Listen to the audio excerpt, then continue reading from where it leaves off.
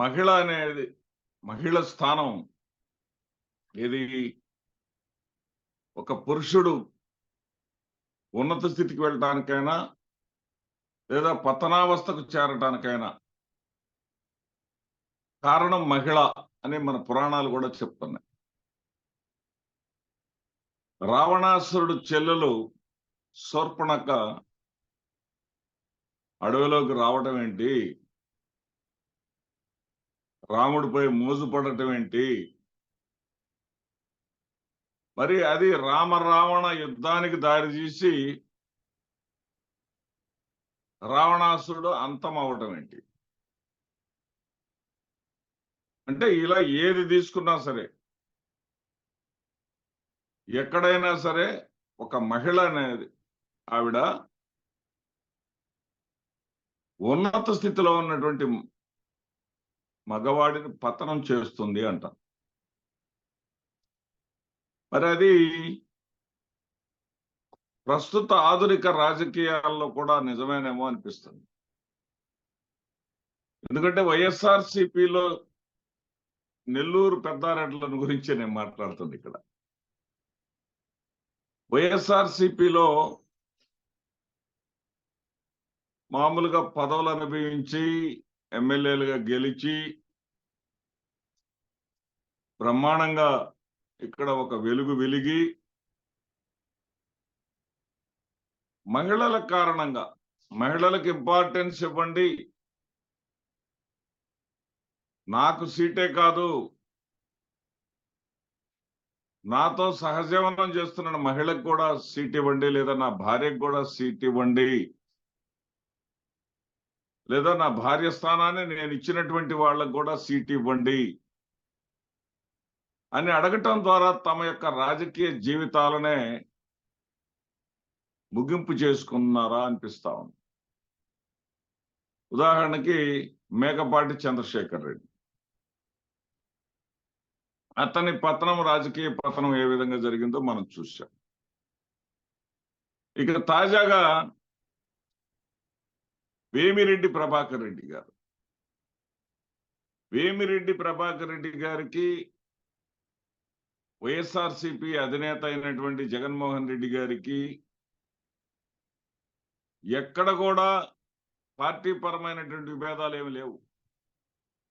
Party పరంగా వేమిరెడ్డి ప్రభాకర్ రెడ్డి గారికి దక్కని గౌరవం అంటూ ఏమీ లేదు. వ్యాపారవేత్త, మరి సమాజంలో గౌరవనీయమైనటువంటి వ్యక్తి, ఎలాంటి విమర్శలు లేనటువంటి వ్యక్తి, అతనికి రాజకీయంగా కూడా ఒక పదవి ఉంటే మంచిది అని చెప్పేసి అతన్ని రాజ్యసభ సభ్యుడిని చేశాడు జగన్మోహన్ రెడ్డి గారు. కానీ అతనికి ఒక కోరిక కలిగింది. ఆ కోరిక అతని మనసులో నుంచి పుట్టింది కాదు. అతని భార్య అయినటువంటి ప్రశాంత్ రెడ్డి, ఆవిడ బలమైనటువంటి కోరిక ఈయన రాజకీయాల్లో తప్పటడుగులు వేసేటటువంటి పరిస్థితి సృష్టించింది. ఇప్పుడు ఒకరికొకరు అనేది జీవితంలో స్త్రీ పురుషులు అనేవాళ్ళు కావచ్చు, లేదా భార్యాభర్తలు కావచ్చు, ఒకరి కోసం ఒకరు ఉండాలంటంలో ఏమాత్రం సందేహం లేదు. ఇక్కడ నేను ఏ విధంగానూ తప్పు పట్టడంలా. ఇక్కడ ఇద్దరి విషయంలో, ఇద్దరి జీవితాల్లో కూడా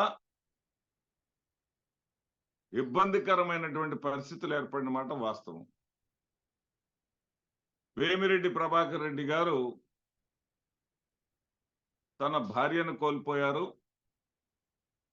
ఆయన భార్య మరణించింది.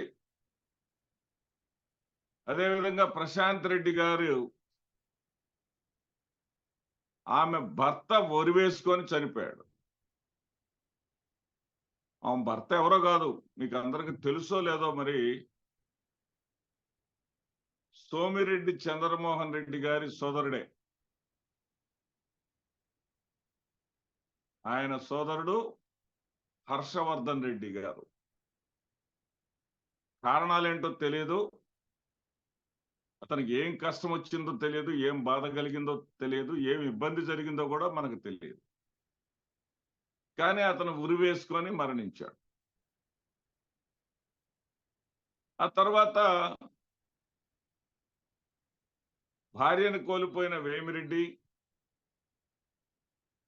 భర్తను కోల్పోయినటువంటి ప్రశాంత్ రెడ్డి ఒక్కటయ్యారు.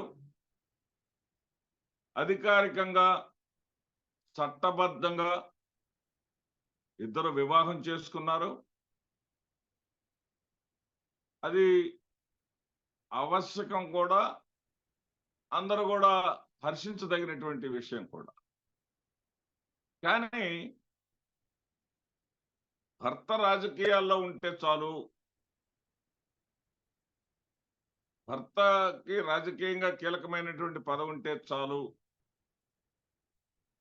భర్త గౌరవ మర్యాదలను నేను కాపాడుకోగలిగితే చాలు, భర్త కీర్తి ప్రతిష్టలను మరింత నేను పెంచగలిగితే చాలు అని ఏ మహిళ అయినా అనుకుంటుంది, ఏ ఇల్లాలైనా కోరుకుంటుంది. కానీ ఈవిడ అలా కాదు. ఈవిడేంటంటే నాకు పదవి కావాలి, నెల్లూరు అర్బన్ నుంచి నేనే పోటీ చేయాలి, నేను పోటీ చేస్తానంటేనే నాకు ఆ సీటు ఇస్తానంటేనే మీరు ఎంపీ సీటుని వైసీపీలో యాక్సెప్ట్ చేయండి, లేకపోతే పార్టీని వదిలేసేయండి, చంద్రబాబు నాయుడు గారితో చేతులు కలపండి.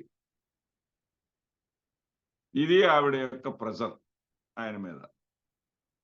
సరే, ఆయన ఏమన్నా నెల్లూరు అర్బన్ ఇచ్చాడా? ఇవ్వలేదు. ఎక్కడిచ్చాడు? కోవూరులో ఇచ్చాడు. కోవూరులో ఇప్పటికీ వరుసగా ఆ నల్లపరెడ్డి కుటుంబీకులు 6 సార్లుగా గెలుస్తూ వచ్చారు. ఇప్పుడు గెలిస్తే మళ్ళీ 7వసారి, బహుశా 7వసారి కూడా మరి ఆ కోవూరులో నల్లపరెడ్డి ప్రసన్న కుమార్ రెడ్డే విజయాన్ని సాధించవచ్చు. సర్వేలు కూడా అదే చెప్తున్నారు. కానీ ఆవిడొచ్చేసి ఆ స్థానంలో పోటీ చేయటం కోసం తన భర్త అయినటువంటి వేమిరెడ్డి ప్రభాకర్ రెడ్డి గారిని ఒత్తిడి చేసి తెలుగుదేశం పార్టీలో చేరేటటువంటి పరిస్థితులను ఆవిడ క్రియేట్ చేశారు. కేవలం డబ్బులుంటే, కేవలం డబ్బులతోటి, డబ్బుల మూటలతోటి నాయకులను కొనుగోలు చేస్తే ప్రజలలో నమ్మకం, విశ్వాసం ఉన్నటువంటి ఒక పార్టీని ఓడించగలం అనుకుంటే అంతకంటే భ్రమ మరొకటి లేదు. ఇది రాబోయే కాలంలో వాళ్ళకి తెలిసి వస్తుంది.